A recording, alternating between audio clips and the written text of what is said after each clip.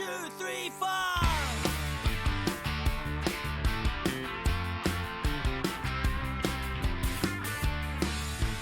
Hello and welcome to Chit Chat with Jed and Co, the show where everyone has their say. Can we ask you please subscribe free to our YouTube channel, comment and give us a like. Today's show comes from the fantastic Studio 23 and is sponsored by St Mirren legend Tony Fitzpatrick's Legacy Comps Prize Bonanza. You can win some fantastic prizes which include a big £6,000 prize and a daily cash builder for only 99 pence a ticket. One of Tony's main objectives is to help youth sports clubs, charities and general good causes. Can you give them a follow at legacycomps.com please?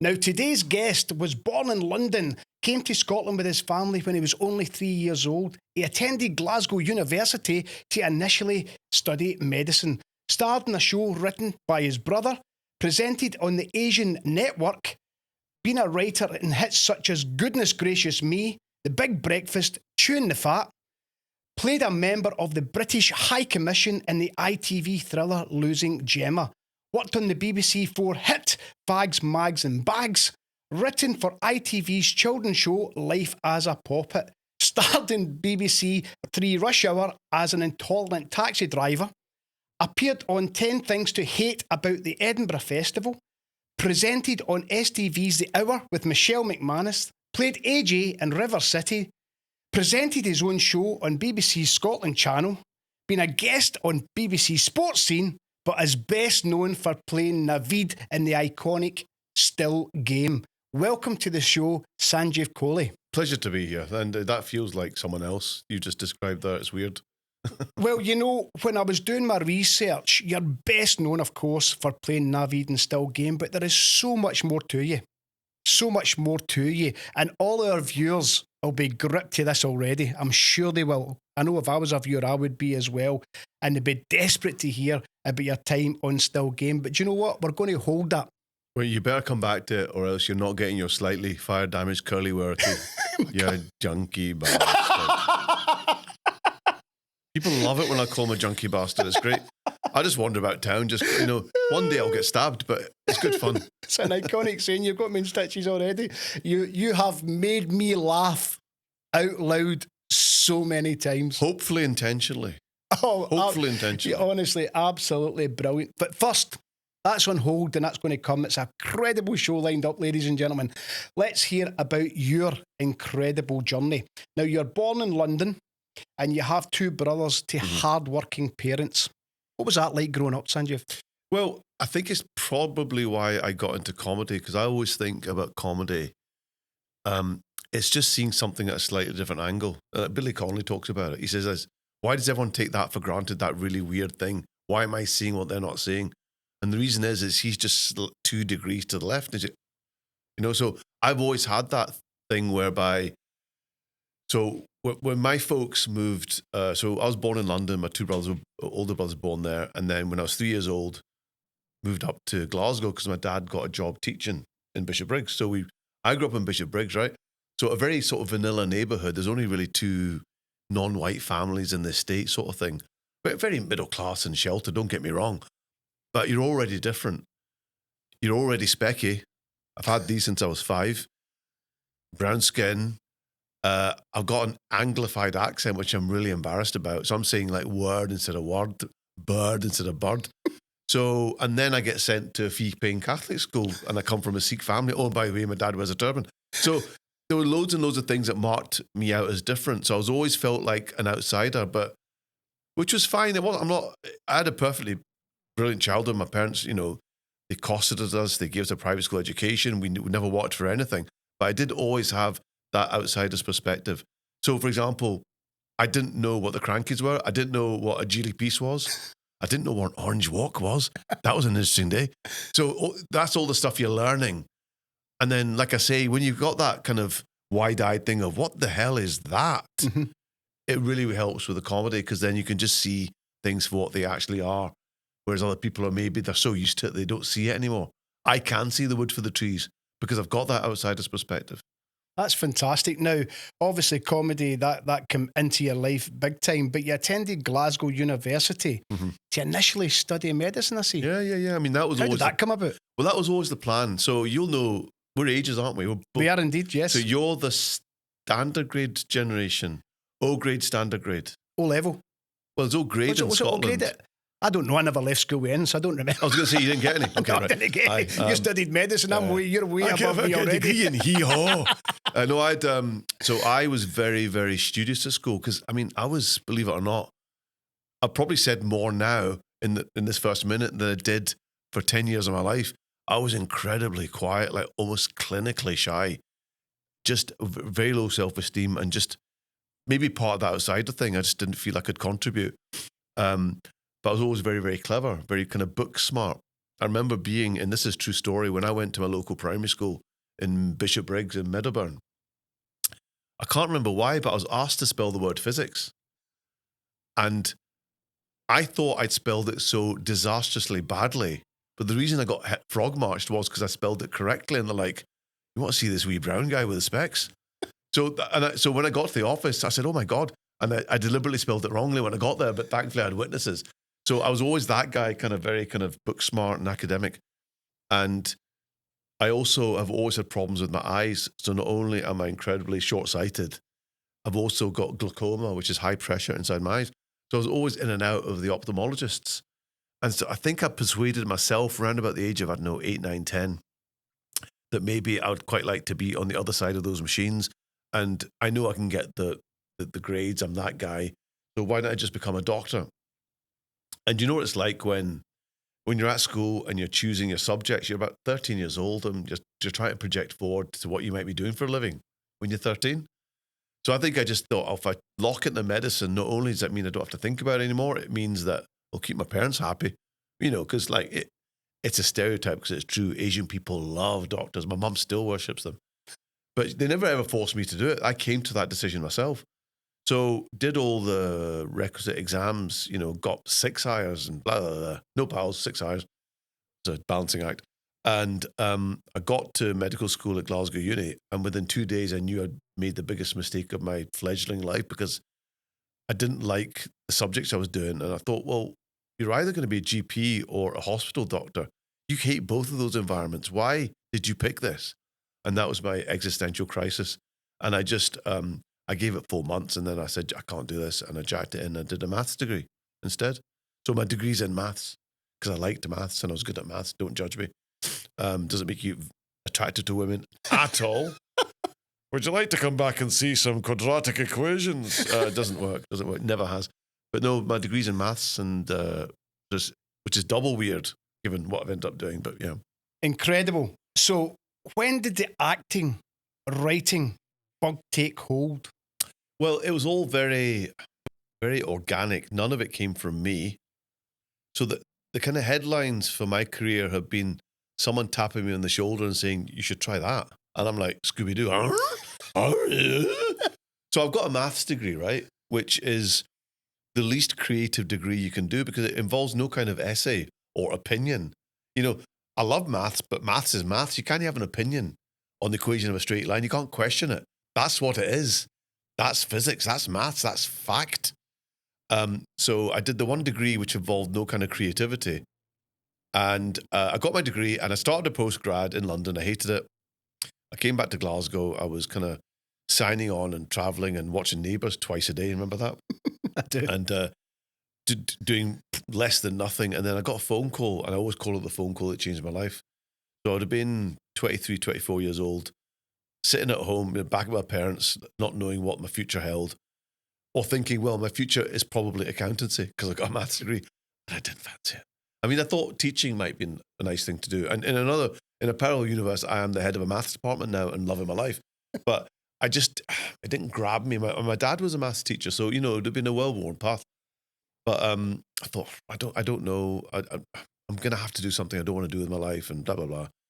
And then they get this phone call, and it was from a family friend who was also at Glasgow Uni with me, but a couple of years ahead of me. And I always describe her as one of the Asians who escaped. Now, what I mean by that is she didn't do the family business thing, but she didn't do medicine or accountancy or law or engineering. She did media. She was working for BBC Scotland. And this was quite, scandalous, big deal. And I always respected her and admired her for doing her own thing. So she phoned me up and she said, what are you up to these days? And I said, well, I've just watched Neighbours twice. Does that answer your question? And she said, look, what it is I'll get to the point. She was producing this radio show for Radio Scotland, right?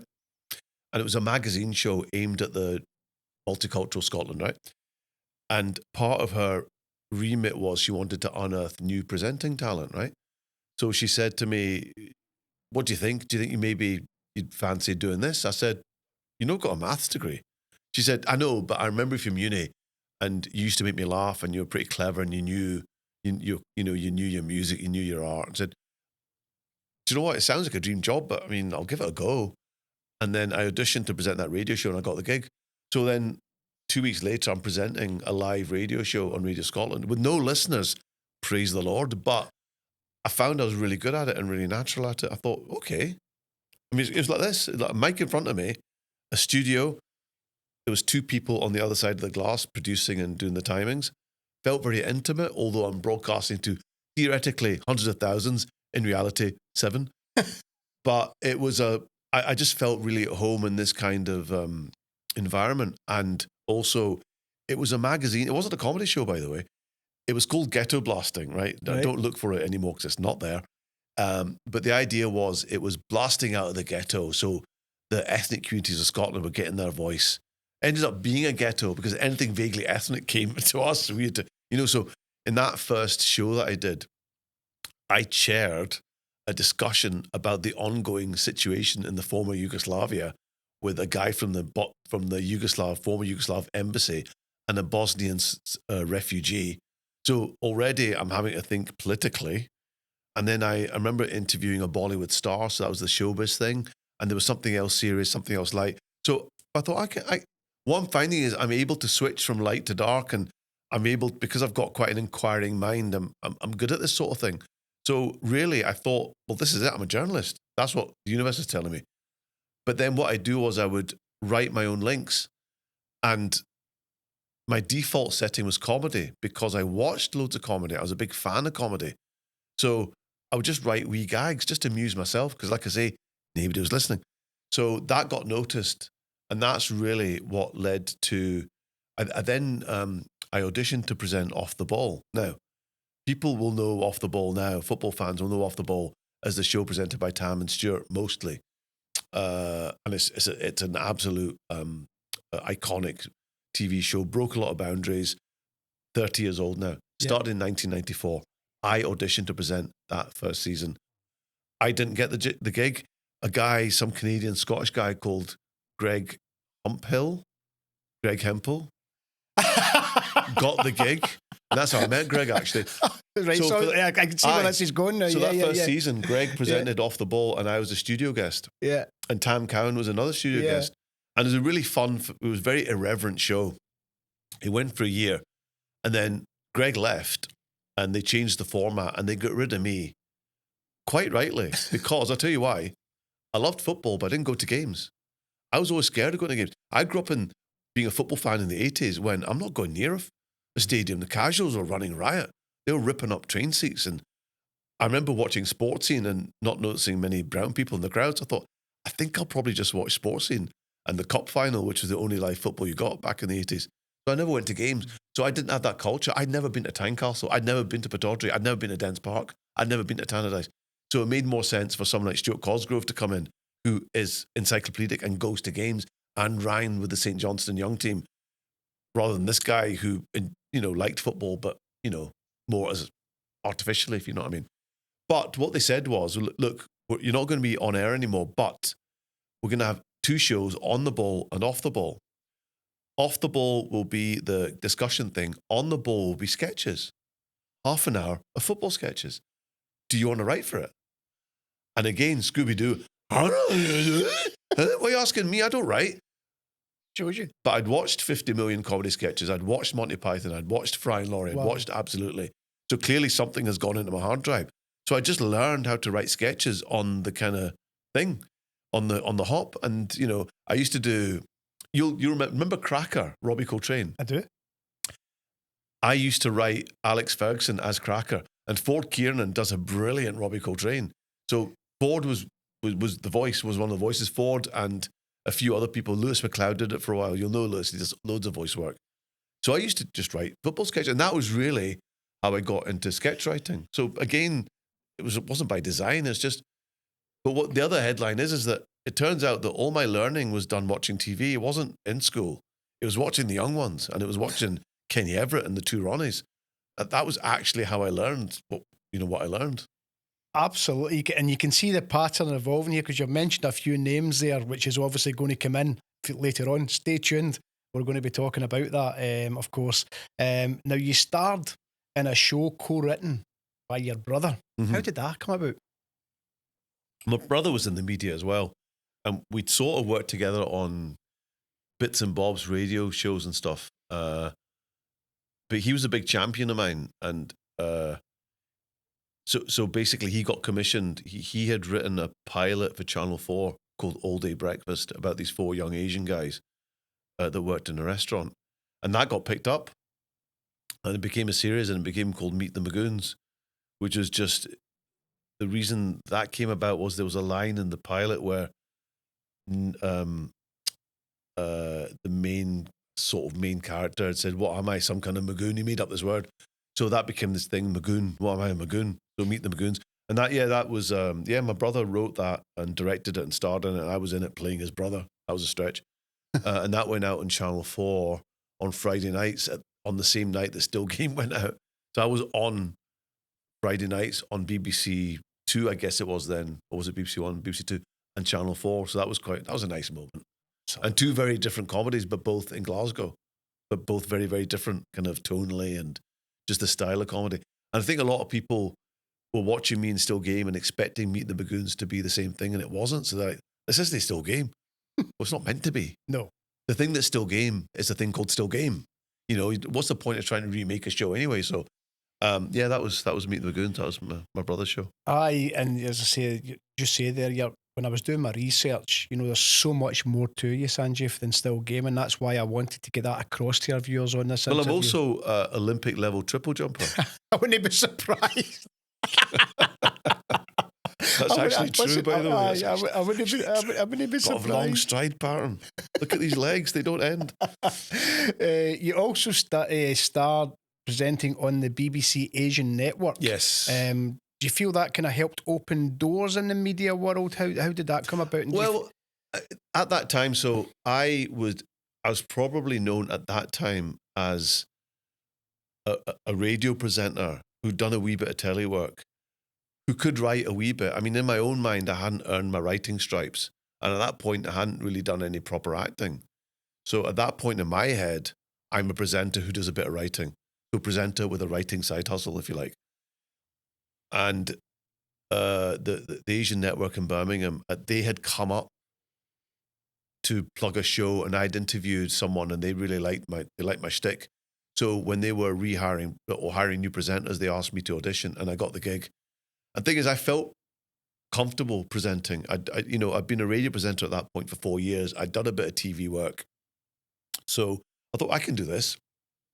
And the show was called Network East, which sounds like a railway franchise, but it wasn't. It was a magazine show again aimed at the Asian communities in Britain, and it made me, I call, brown famous. So I could go into almost any big city in Britain and be recognised by brown people, and this genuinely happened because this was pre-Still Game, right? So I wasn't famous in the slightest, right? I was in the top shop in Oxford Street in London, right? And I was literally looking at a belt. I was literally trying to buy a belt. I'm holding a belt up, and there's a guy hovering kind of there like that. And in my mind's eye, I had a T-shirt, and he was kind of, his eyes were like that above it, looking at me. And I'm like, okay. So then I moved round to, I don't know, shirts, and he pops up again like that. Then I moved to lingerie. He's still following me there. So this guy's definitely on my case. So I went back to my belt, and he eventually had the kind of courage to come up and speak to me. He says, it's you, isn't it? I said, well, that's an existential question. I mean, obviously it's me in the same way that you are you. What are you trying to say here, pal? Is this a philosophical exchange? He says, is it you that's on Network East? I said, yeah. He said, what are you doing here? I said, I'm buying a belt. You have to buy your own belts? Yeah, I have to buy my own belts. And then he said, bloody hell, where's your bodyguard? And to this day, I wish I'd had the presence of mind to say, He's by the door. No sudden moves. But even at that point, I'm some 2-bit presenter. I'm presenting this Asian magazine show, and he thought I would have a bodyguard. So that was my first taste of so-called fame, which was hilarious. I'm not sure if it opened any doors as such, but I enjoyed doing the gig, met lots of lovely people, and I suppose it kind of gave me a little bit of insight into the world of being recognised. Possibly. Absolutely, and my goodness, you went on to be recognised, that's for sure. Because I was with you just a few weeks ago, and I've never seen anything like it in all my life. Oh no, I hired all of them. They're from an agency. I said to them, guys, I'm meeting Jed. I need to look popular. I need 50. I'll pay them a $5 each. Well, you must have no money left because there was a lot of people, a lot of fivers, and must have changed hands, that's for sure. Now, as well as being a very good actor, we're talking about your writing skills as well, but you've written, when I was doing my research, for such iconic, goodness gracious me, The Big Breakfast and Chewing the Fat. How did that come about? Well, the writing thing, so really it was from, so when I was writing for Off the Ball, then I was established in Scotland, certainly the BBC in Scotland, as someone that could write.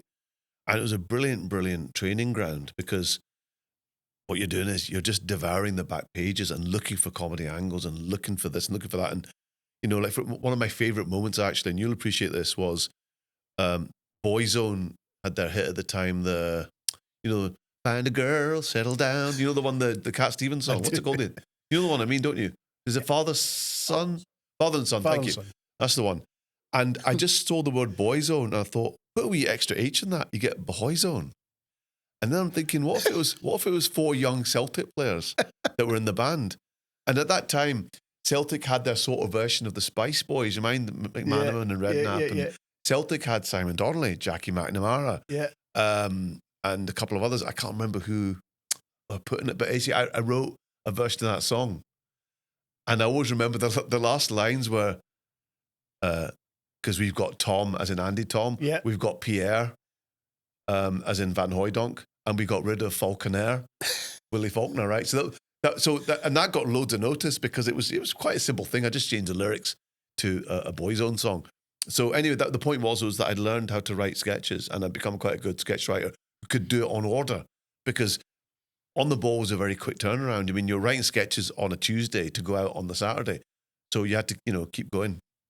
So at that time, I got a phone call from lovely Phil Differ, who is a pal and a comedy genius. So he's the guy behind Only an Excuse.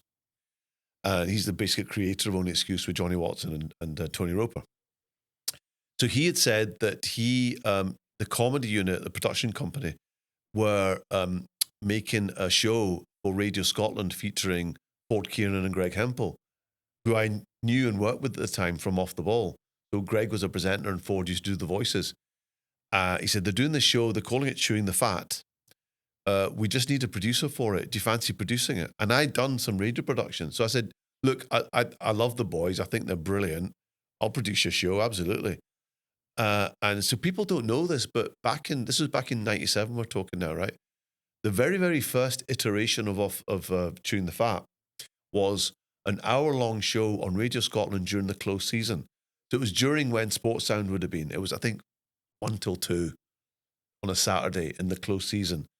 And it was Ford and Greg as themselves, chewing the fat, talking as themselves about stuff, then introducing music and sketches that they'd written themselves, then back to the chat, bit of music, another sketch, da-da-da, da-da-da, da-da-da. And I'm producing this. I say producing it, all I'm doing is just hitting a stopwatch because they've done all the work.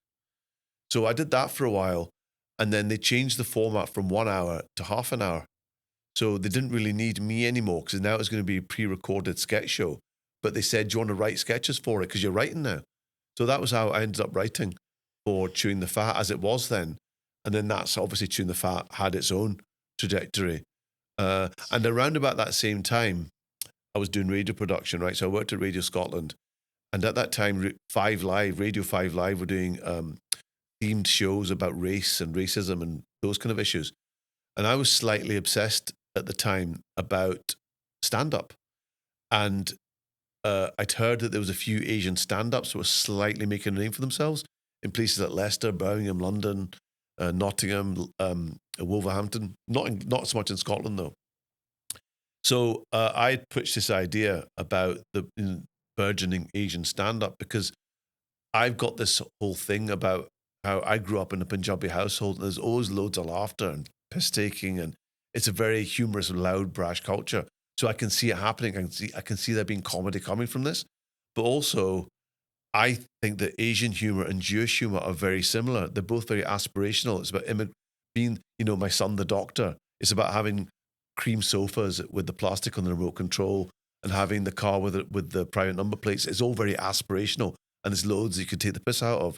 So, I mean, I've always said that if you take Jewish humor and you replace the soup with dal, then you basically got Asian humor anyway. So I pitched this idea about Asian stand-up, the Asian stand-up scene as it was, and they gave me it. And as I'm researching this, I find out that Radio 4 are about to make an Asian sketch show, which at the time was called Peter Sellers is Dead, but then changed its name to Goodness Gracious Me. So I got in touch with the producer, a guy called Anil Gupta. I said to him, look, I'm making this documentary for Radio 5 about Asian stand-up. Now, what you're doing isn't stand-up, it's sketch, but it's comedy.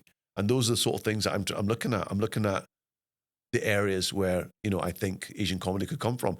Would it be okay if I did an interview with you? And he said, no, absolutely. Yeah, it'll be great publicity for the show. And, I like, the cut your jib. I like what you're saying. And then I also said, I don't suppose you're looking for sketches, are you? And I probably put on a voice, I don't suppose you're looking for sketches, are you? And he said, well, what I can do is I can promise to read them. Send me what you got. I'll promise to read them, but I can't promise to use them. Because he's thinking, hey, mate, he ain't. So I furiously scribbled some sketches and you used them. And I became a commissioned writer for the show from Radio 4 onwards. So I was the only one that wasn't based in London. So I was kind of doing my own thing and emailing. Was it even email then? Yeah. Possibly faxing sketches to them. So what was lovely was in 1998, I was writing for Tune the Fat and I was writing for Goodness Gracious Me. So I can do all my Scottish stuff, quite Ouija stuff, and all my Asian stuff. So it felt like having an outsider's perspective on both those cultures, I was able to do both, which was lovely. Honestly, I don't know. The viewers are just going to be gripped to this. This is exactly the way I seen this interview going when I was doing my research. What a story, and you diversify so much between your writing, between your acting, between radio and television.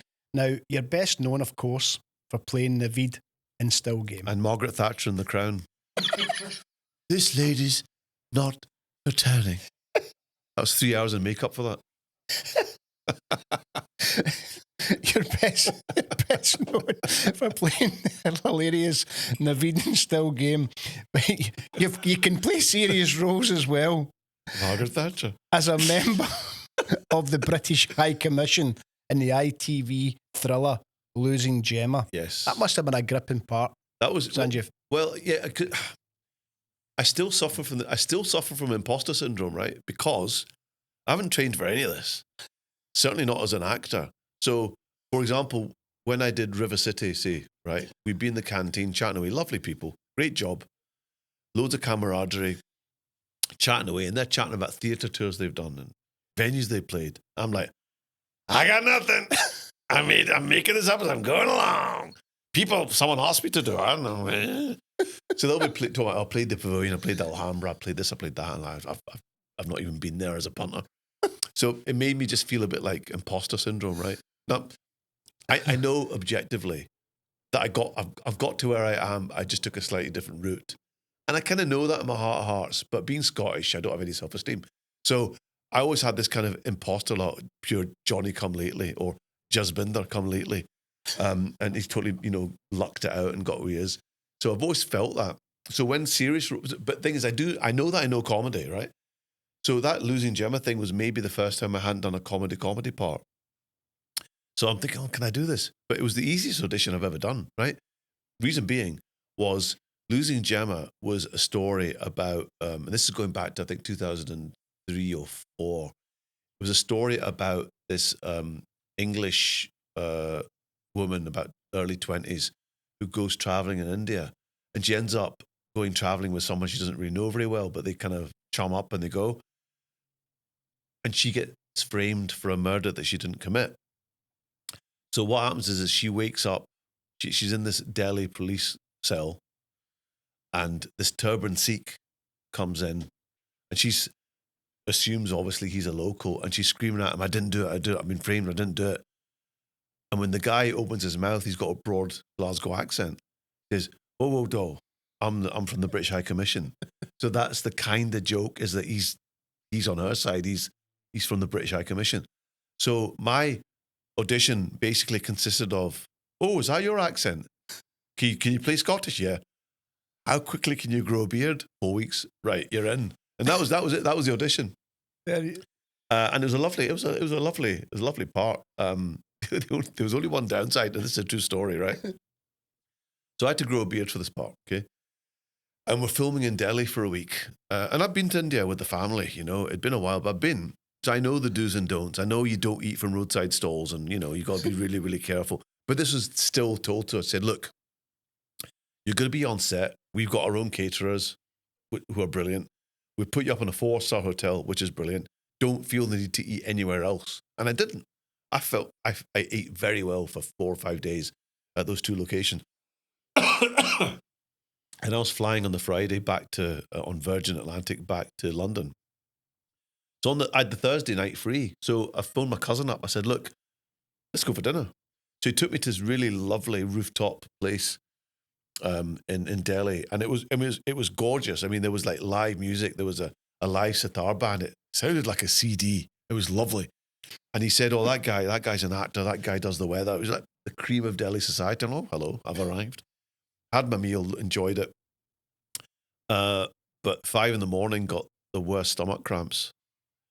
And I was due to fly to, how to put this delicately? So I'm sat, and I also thought, I thought, well, the one thing I've not done is thrown up. I've done everything else, but I'm not thrown up. And I had the longest tuk ride to the airport, sweating. Got to the airport, got through security. It was horrible. But then I got through security, and it was almost like someone like that. Ding! And it went, wherever it was, it went. So I thought, right, good, magic. And you know that way when you emerge from a gastroenteritis and you feel like God's giving you another life, that it's giving you your leg back. So I'm like, zippity-doo-dah, kicking my heels and all that. And I go into the plane, and they're handing out Bucks Fizz, and I take 2 of them, and I'm like, Sanj's back. And I sit down, I strap in, and then I feel sick. And we started to taxi. Now, the problem is, because I've grown a beard for this part, and it was 2004, this is 3 years after 9/11. If a bearded brown man had undone his seatbelt and run, I would have been shocked. So I'm thinking, I can't go to the toilet. I just need to be sick in my seat. So I get the sick bag. Here it comes. Oh,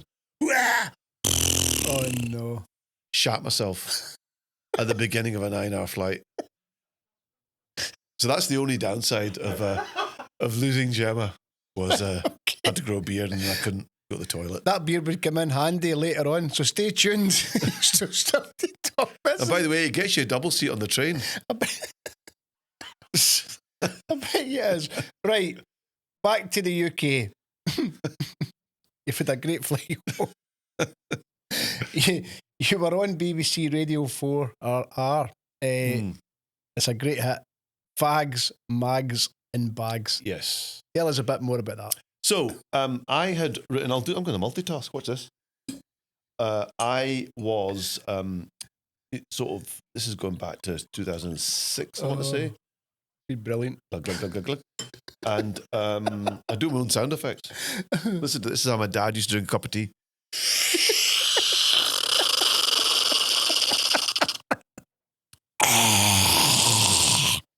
Enjoy that. Fucking Velociraptor having a cup of tea. Donnie McCleary, who I've written with, I call him my writing wife because I met him 3 months before I met my actual wife in 1997, and we've been writing together on and off, and he is the most talented. Actually, might be the funniest human I know. He's a brilliant, brilliant guy. So we've written together for years and years and years. And we pitched an idea to the comedy unit. It was I was finding it hilarious being an actor of color and the sort of parts you were offered or the parts you were given. And I wanted to write a comedy about it. And I knew a few actresses that suffered the same thing. Like they would never ever get seen. Now, bear in mind that things have changed a wee bit, but back in the day, you would never get seen for certain parts. You just wouldn't. So we wrote this thing called Ruby, which was about an Asian actor who also worked for the DSS to earn some money, but also had to do shifts in her dad's shop. And there was one scene in it where her dad, who was going to be played by me, said to the daughter, "Oh, you think you're an arty-farty actor? You think the shop's beneath you, don't you?" And she says, "Well, yeah." And he says to her, "No, I'm telling you now, there's an art to being a shopkeeper, if I to prove it to you. You will do some role play, and I want you to go outside, and you're going to come in, and I'm going to sell you a box of black magic that you didn't think you wanted." So that whole scene is him charming her into buying a box of black magic, right? It was literally 3-minute scene in this half-hour script. And Colin Gilbert, the producer, says, "I like the script, but my favorite bit is that 2 or 3 minutes. Why do you just write a sitcom in a shop?" And I thought, well, why don't I? I mean, I know, like, by this point, Still Game had been on the go for 3 years, and I was famous for that, right? But I thought, what was the last, apart from Open All Hours, which was the 80s and 70s, there hasn't been a shop sitcom for years. And I am obsessed with shops. We had one. When, I'm Asian, it's in the small print. At some point, you have to run a shop. And we did. And I used to help my mum in the shop. And I'm fascinated by that world generally because for a few reasons. One of them is, so one of my favorite sitcoms, and rightly so, of all time is Cheers. Okay? It is you're talking. Absolute classic. Timeless. I watched one the other day. So on every morning. It's just perfection. And it. Wonderful array of characters. Great. Just everything about it. It's very telling that Frasier came from Cheers and it was the same people that originated classic. It again. So Cheers, adored it as a kid. And I thought, well, if I'm going to write a shop sitcom, that's what I was going to say. The thing about being a shopkeeper is you know everyone's business, whether you want to or not. So I've always said this, if someone comes into a shop and they get like a puzzler book and a Lucozade, that's a hospital visit, isn't it? That's all that could be. If they come in for like chocolate, a packet of Hobnobs and Nambari tea, that's probably a wee afternoon in to watch a murder mystery or something, or a box set. Or if they come in and buy a copy of Razzle and a tub of Utterly Butterly, then good luck to you. Just put on gloves for your hand to change to them, manky bastard. What if they come in for a Curly Wurly? Or Curly Wurly, that could be any number of things. Could be on a diet, because Curly Wurlies are mostly air, or it could be a mad sex thing. Who knows? So that was the first thing was that a shopkeeper knows all your business. Now, to have all that power of knowledge, you can use it for good or for bad. If he was a nice, benevolent man who used that knowledge for good, then he'd almost be like Ted Danson in Cheers, because Cheers is very much a community. And what was his character in Cheers again? Sam Malone. Sam Malone was very much the kind of, he loved everyone and, he would use that knowledge for good. So I thought, I want to write something that's like a dry Cheers. Because the thing about a shop is, they're always at the center of a community and you find out everyone's business. People will chat to you. See, if you go to like the big Asda or whatever, I mean, you're probably going to go to the automated checkout anyway, and even if you were to like actually speak to someone at the checkout, the longest conversation you're going to have is, "Do you want cash back?" Aye. You know what I mean? They're not going to get that to and fro you used to get. In a corner shop, you will, if the shopkeeper is. So that's what Fags, Bags and Bags is. It's set in Lindsay. Everyone's nice to each other. Brilliant. And yeah. Brilliant, absolutely brilliant. Is that why when you get so angry, Navid gets so angry at hyper deals? Yeah. I mean, the thing about, genuinely, shopkeepers are my heroes. Because when you think about what they've had to, well, number one, they get up before anyone else and go to bed after everyone else. They work their arses off. And I saw this with my own eyes when my mum did it. So I know exactly what it is to be a shopkeeper. And that's the reason why a lot of them are miserable, right? But yeah, I've nothing but admiration because if it wasn't the petrol forecourts, it was the out of town supermarkets, and they survived. They're like cockroaches in the sense that they've survived every one of these attacks, and they're still there. And it always makes my heart sing a wee bit when go into one of those shops. Good on you for sticking in. Here. Now, again, your skill set, right, is so adaptable. When I was doing my research, I noticed You're going to talk about the javelin now, aren't you? Yeah, no. Yeah. You've written for ITV's children Show My Life. Sorry, My Life as a Poppet. Show My Life as a Poppet. Yeah, How did that come about? Tell us more about that. That was really because I'd reached a certain kind of profile as a writer. Then you start to get approached, and it was just it was basically a producer, a guy called Lawrence Bowen, based in London, who had got a commission to produce this kids show, and I think he scouted around. He wanted Asian writers because it was about a Gujarati family in Wembley in North London. He scouted around for Asian writers, and my name kept coming up. So yeah, I just became like one of the team of writers on the show, and it's fun writing for kids telly because they quite like. It's one of those shows where you could write little flights of fantasy, little dream sequences, and they had a bit of a budget, so you could be a little bit ambitious. But also, the star of it, or the dad, was Govinder Gier, who was a friend of mine from Goodness Gracious Me. He's the guy that plays like Chunky Lafunga and Bungra Man, who I'd written for. So I knew Govinder really well, and he's a brilliant actor. He does big characters really, really well. So yeah, that was it. I mean, in some ways, it was just another gig. I was kind of like a gun for hire. But I did love that job. And one of the episodes I wrote got nominated for an International Emmy, which was nice. And then I think it did actually win a Children's BAFTA. Because I have been nominated for a couple of a Scottish BAFTA and a Children's BAFTA, but that was the only one that I won. I mean, I didn't, the production one, but it was my episode that it was one that I wrote, so I'm having it.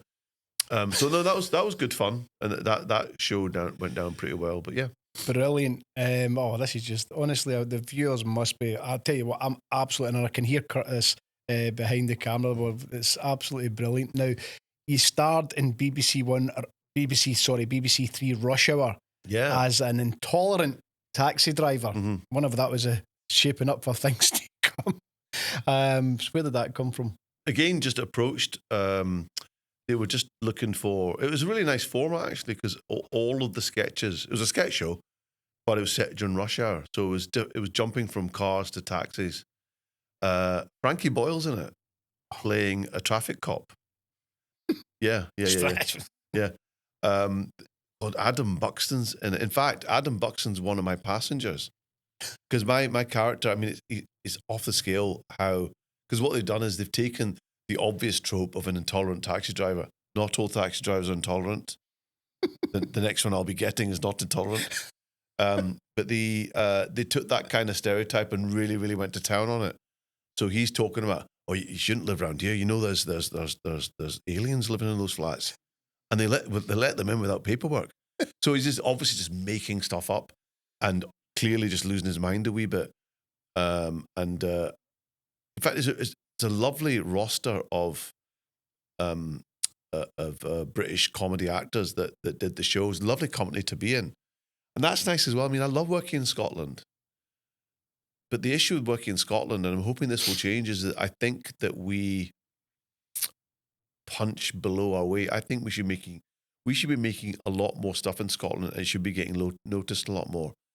But what it's meant is that during my time as a writer performer in the 90s and noughties and the 10s now, is that I've tried to expand outside of Scotland, not because I don't love Scotland. It's just that, unfortunately, a lot of the decision makers here are quite short-sighted. And so I find I have to go, not necessarily to London, but it can be London. Is like, for example, a show like Green Wing. I'd have loved to have done a show like Green Wing, but it was kind of sewn up. It's all down there. So when a show like Rush Hour comes along, I can be in the same company as a lot of writers and performers that I would like to be in, that are maybe a bit more outward looking. So it was a lovely job. It probably, it was a fun thing to be able to do. And I liked that character because he was so off the scale. Fantastic. Now, it's this time at the moment as well through in Edinburgh. The Edinburgh Festival is on at the moment, and you appeared on 10 Things to Hate About the Edinburgh Festival. Tell us more about that. Well, that was it. So Marcus Harbin, dear departed Marcus, who's taken us from, he had cancer and he died far too early. A brilliant comedy writer and producer. And we had sort of worked on a couple of things together, and he really liked me and I really liked him.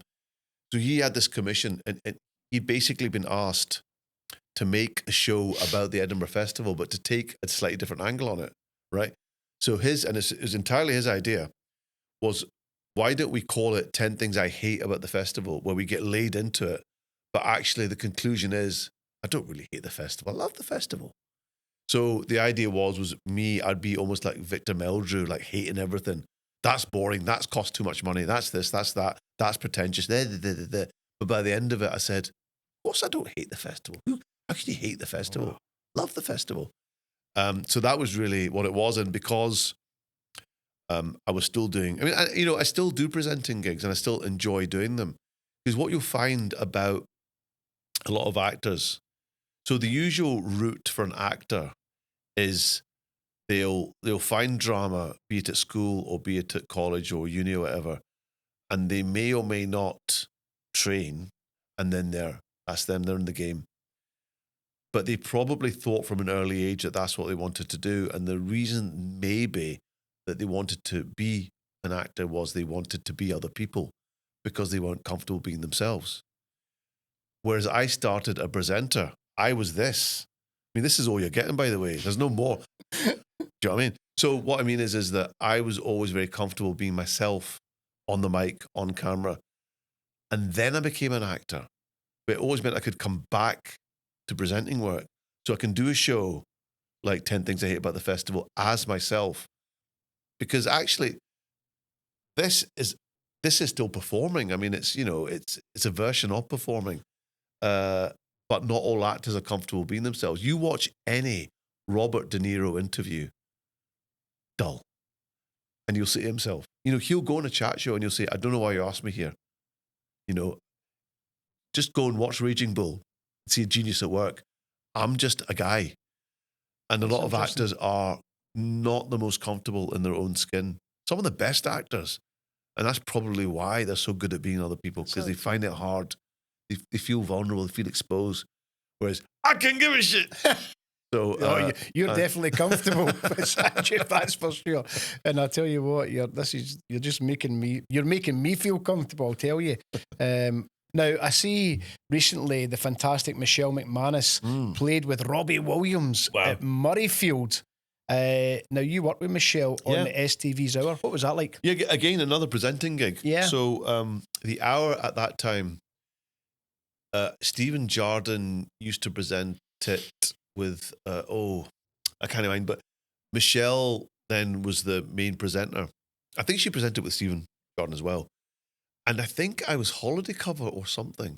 But they asked me in. At that point, I was about 40 years old. And I thought, yeah, I could do a presenting gig. And also, like, it was a magazine format. But by this point, I was known as a guy who could be funny. So I knew I could have a bit of fun with it. And Michelle's a sweetheart. Michelle's very generous as well. I've got a lot of time for Michelle because I think there's a lot. She does a lot with the hospices and stuff. Well, the thing like about Michelle is that she is, she's a dictionary definition of genuine, genuinely talented, really, really clever. I don't think she's given the kudos for how clever, how bright she is. A very inquisitive, inquiring mind. I think a lot of people have got a problem with Michelle because she's a bit too working class for them. I'll be honest. I find it really horrifically snobbish sometimes, the way Michelle's treated. Because she's got a gig on Radio Scotland just now. And I know there are people that think, well, she's a bit, whatever. Like, yeah. You're listening to a very intelligent woman here. Why can't you just see that rather than have to put other labels on her? No, Michelle's brilliant. And it was lovely being able to work with her. I only did it, I think 4 or 5 times, but I had a laugh doing it. Enjoyed it. Now, a lot of our viewers are big River City fans. Yes. Right. Here we're taking you again into another part of your talents here, and they want to know what it's like to play AJ in that show. Well, that was very flattering because a good few years ago, I got approached through my agent. They said they were looking for writers on River City. And I just think it's a thankless task writing for a soap or continuing drama or whatever you want to call it, because there are a limited number of stories you can tell, and I just think I'd run out of steam pretty quickly. I don't think I've got that kind of mind. I'm absolutely not denigrating it at all. I admire anyone that can write for a soap. I just don't think I had it in me to be able to keep generating new storylines. So I sort of a polite no, and it's not like me to say no to work, especially like because I'm freelance. I'm not like David Tennant where I've got 12 scripts that I can I'll pick that one. I mean I'm not at that stage. So a polite no, thanks. Flattered to be asked, but I just don't think it's me. Again, not a judgment call. I just think it's not for me. And then, God, 2015, it must have been River City, the exec producer. There's a new exec producer came in, and she said, "Do you want to come into the BBC for a chat?" I said, "Yeah, I'm more than willing to chat." So the whole time I'm thinking they're going to ask me to write again. And she said, "So right, cards on the table. We want to cast you. We've got a character. It's being tailor written for you. Do you want the gig?" So no audition, straight offer. That doesn't happen very often. So I couldn't say no to that because it's, at that time as well, I did want to kind of flex my acting muscles or, well, see if I had any acting muscles. Do you know what I mean? I didn't know. I still felt in my own mind I was unproven. And I've not looked back in terms of what I learned on that job. I learned so much working in River City. Now, I know it has its fans and also has its anti-fans, right? Like most continuing dramas. It's weird how I find that comedy and soap, people hate them with a passion in a way that they wouldn't hate a drama. They wouldn't hate Line of Duty, but they hate comedy they don't like, or they hate soaps they don't like. Well, if you don't like it, where the off switch is, you know what I mean? So I think at that time as well, River City did a really good job of, I think any soap that's set in Scotland has to have a sense of humour. And I think they got the mix right. And they also at that time had really good performers, people like Leah McRae, Gail Tilfer-Stevens, and Jordan Young, Frank Gallagher, who lest we forget, I know he plays Lenny the hard man, but he can do comedy, trust me. And there are moments sometimes when they give Lenny a wee funny thing to do. So it was, and I learned loads. I was working with brilliant actors, learning from them just how they would would block a scene. Even simple things like line learning.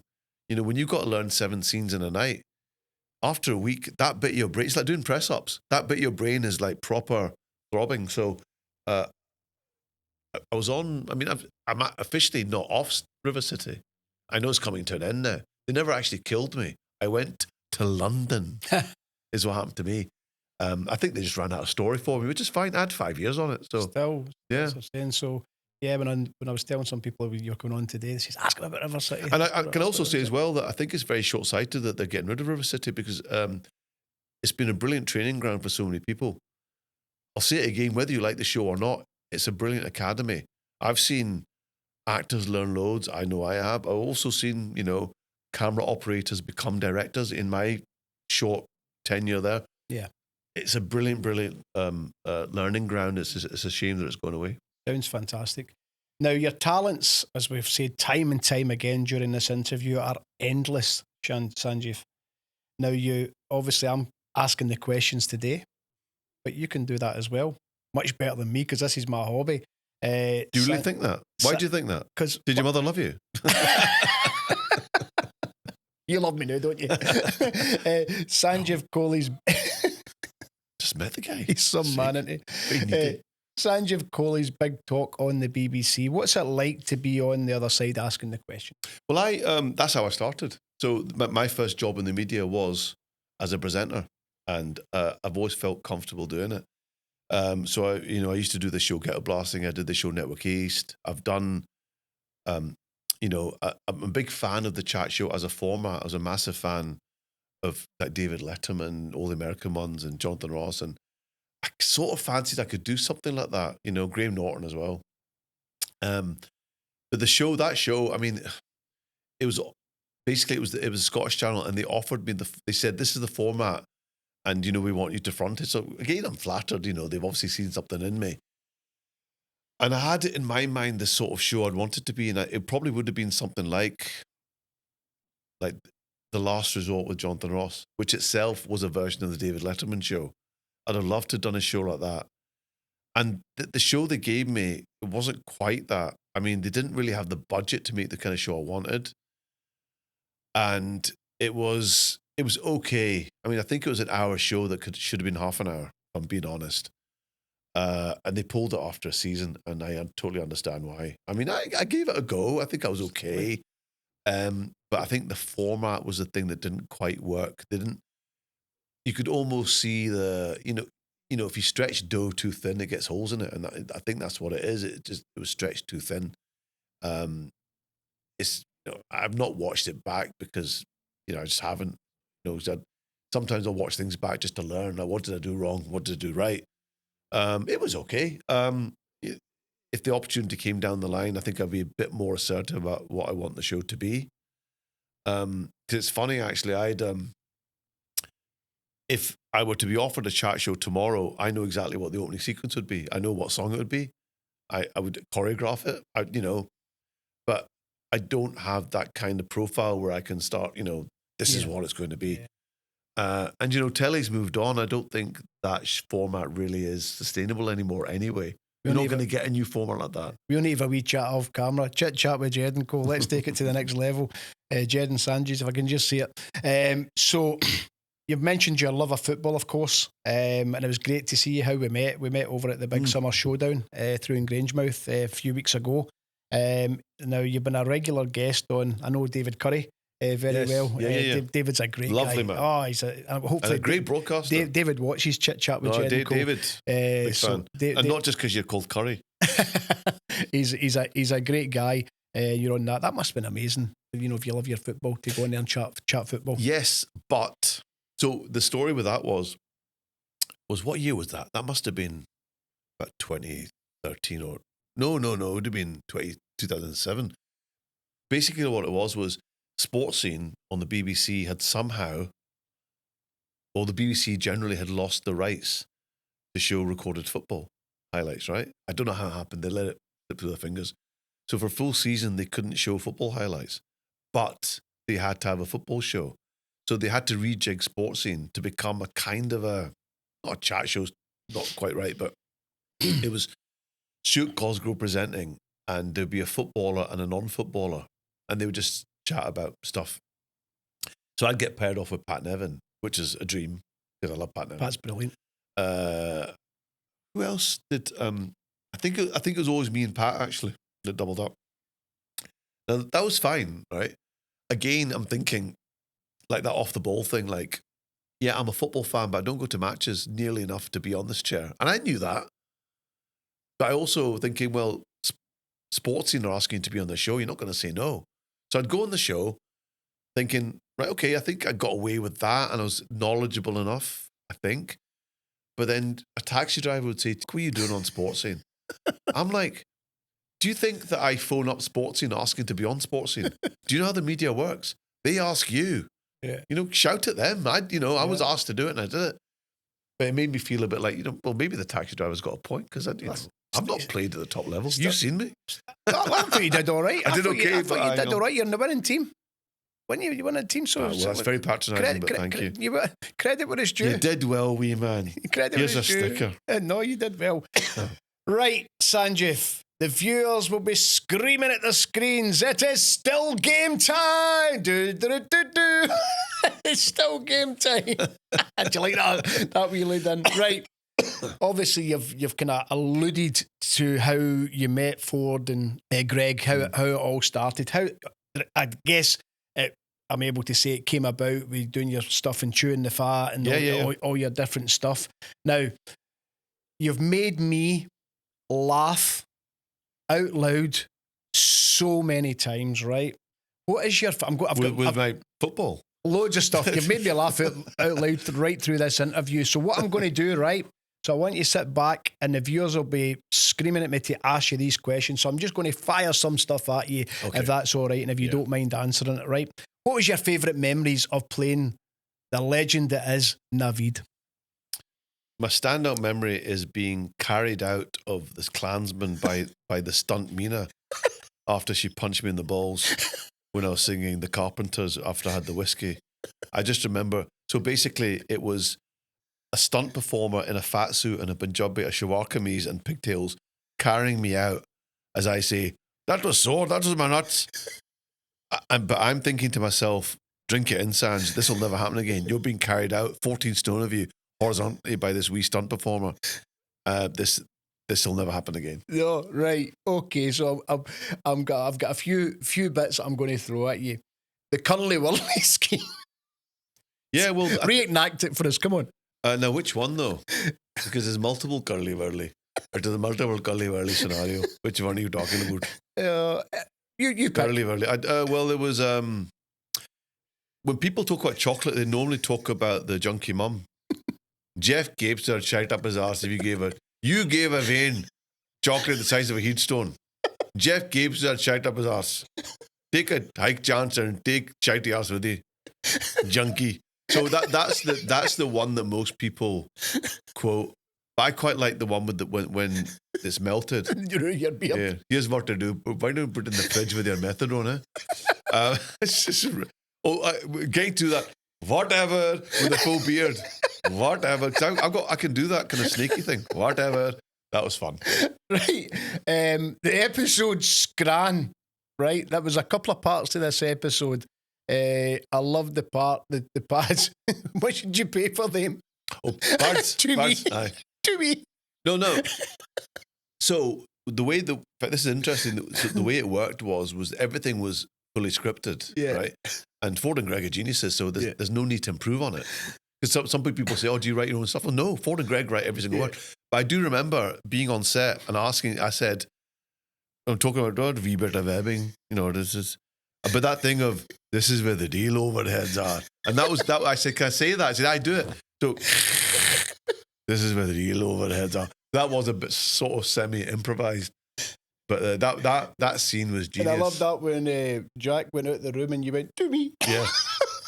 The other interesting thing about that scene is that I think I'm right in saying that was the first time you seen Navid outside his shop. Aye. And Michael, the director, Michael Hines said, "Bear in mind that you're the richest guy in Craiglang, so you should be prowling about like you own the flat." And so I was kind of like, yeah. I was like LL Cool J, like that, giving it some of that. So that's what I was trying to channel when, when I come to the door and walk in the flat. It's like, yeah, I own all of you. Yeah, absolutely brilliant. Now, a lot of people have asked, and it's what was behind Mina not being seen on camera? Right. I'm glad you asked that question, because I remember being asked by a media studies student, right? So she was doing a study about the portrayal of ethnic portrayal in drama, right? So obviously I was a good candidate for that because I've done loads, right? Yeah. So her last question was, can we address the thorny Mina topic? I said, what's the thorny Mina topic? And she said, well, why do we never see her face? Is that a comment on the invisibility of women in Asian and Muslim culture? I said, that's not what it is. That is not what it is. I first pointed out to her, I said, watch any episode of Still Game that Mina's in. Who's the winner out of Navid and Mina? Who runs that shop? Who runs that marriage? It ain't Navid. Mina clearly is the boss, right? So that number one, she's named his victim, right? She's the funnier one. She's the ruder one. She's the more powerful one, right? The reason you don't see her face is Ford and Greg are massive sitcom fans, as I am, and they loved the idea of a character you don't see. So, for example, in Cheers, it was Norm's wife. In Home Improvements is probably the closest kind of comparison, because do you remember Home Improvements? It was Tim Allen. Yeah. At that show. He was the Home Improvements guy, and do you remember this? He had a neighbor called Wilson, and he'd go into the back garden, and you just see Wilson's hat, or you just see like a plank of wood in front of Wilson's face, and they loved that kind of running joke. Also, Frasier, you got Maris. Yeah, Maris, never seen. So they just wanted a wee layer of humor where you don't see her face. But what it meant was it was really, really hard to cast Mina, because there aren't any Scottish Asian actresses of that age. So Shamshid, the brilliant Shamshid who plays Mina, is not a trained actor. So it just meant one less thing for her to do was to memorize lines. So in that sense, it sort of eased the wheels as well. But it absolutely was nothing. It was not a comment on women in Asian or Punjabi culture. Absolutely not. There you go. That's been put to There bed. you go. So there you go, viewers. You know now. Now, Agent 357. When you get caught selling booze at 2 minutes past 10. Yes, yes. Come on, reenact it. Tell us, how did that come? How did that was that like to play? Well, I did love the one where he tries to sell the booze to the undercover, because when pressing the thing and doing the folded arms thing, that was good fun. No, what was it?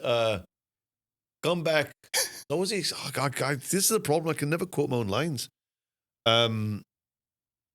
He does call him an alky bastard, doesn't he? Aye. Come back at.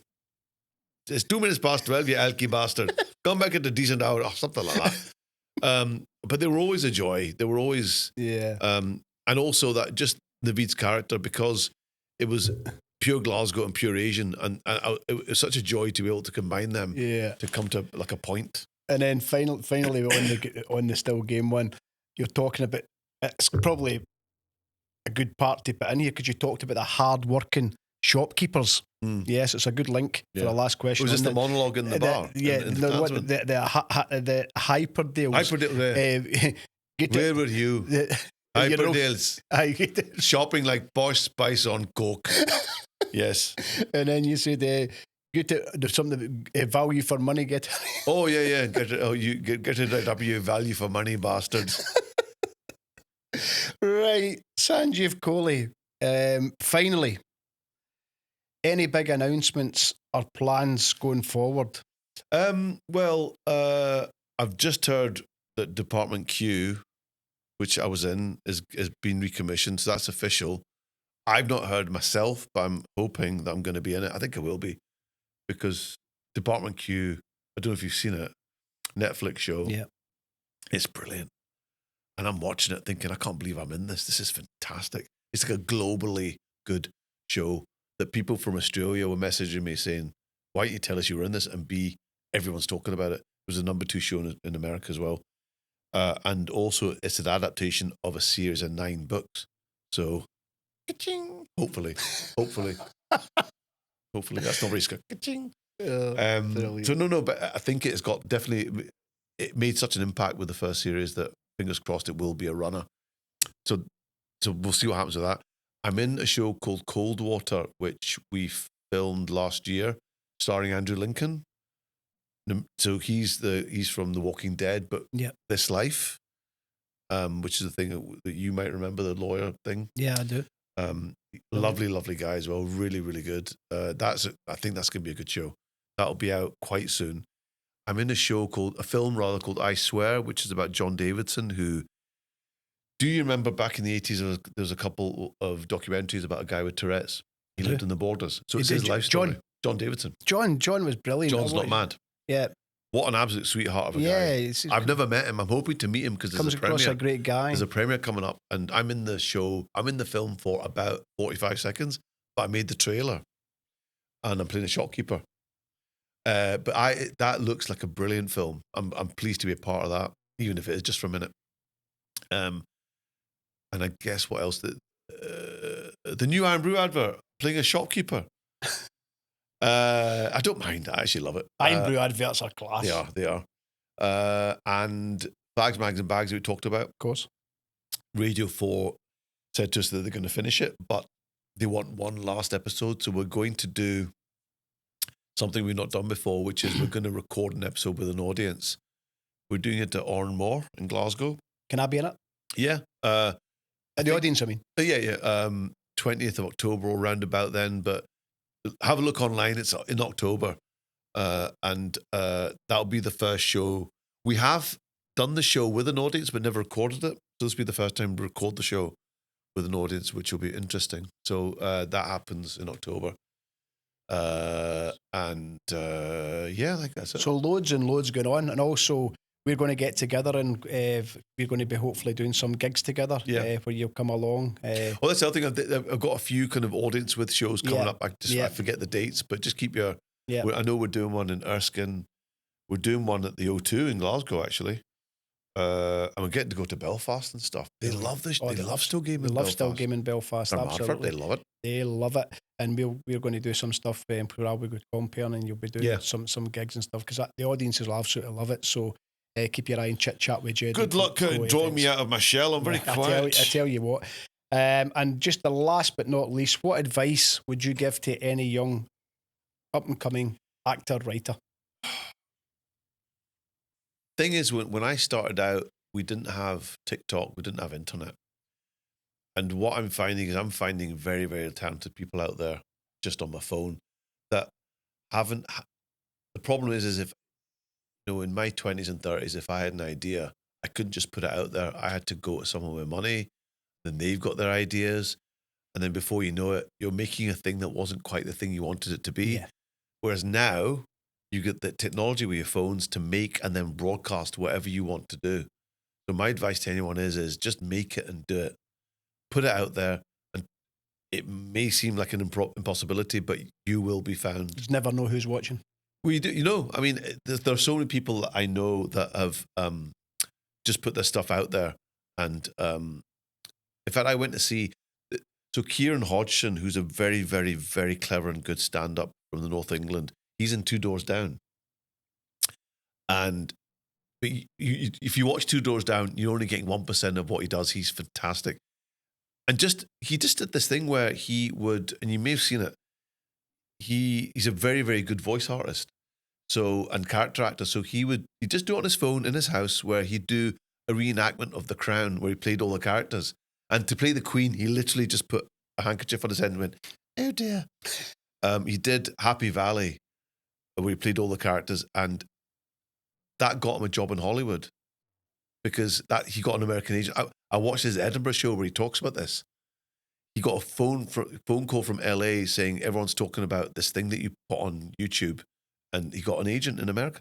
So the headline is that if and I'll be honest, I'm guilty of not doing this.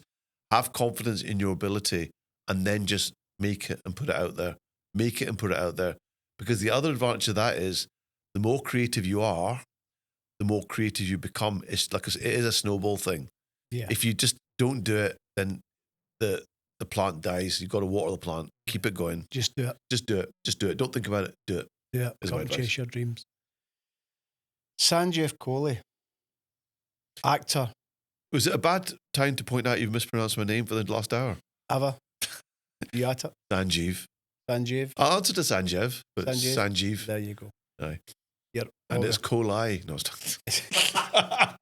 easy to wind up. Listen, you've been an absolute pleasure. Our viewers. I wish I could return the compliment. I'm joking. I've noticed a bit of laugh, hasn't it? You've been honestly incredible, talented, funny, play the serious parts, sexy. Well, all round legs. Brilliant. Thank you very much. Thank you. Really appreciate it. Enjoyed that. That's our show for Chit Chat with Jed and Co, the show where everyone has their say. Can we ask you please subscribe free to our YouTube channel, comment and give us a like. Today's show comes from Studio 23 and is sponsored by St Mirren legend Tony Fitzpatrick's Legacy Comps Prize Bonanza. You can win some fantastic cash prizes on a daily basis and a big 6,000 prize coming up shortly. Give them a visit at legacycomps.com. One of their main objectives is to help youth sports clubs, charities and general good causes. Thank you for watching.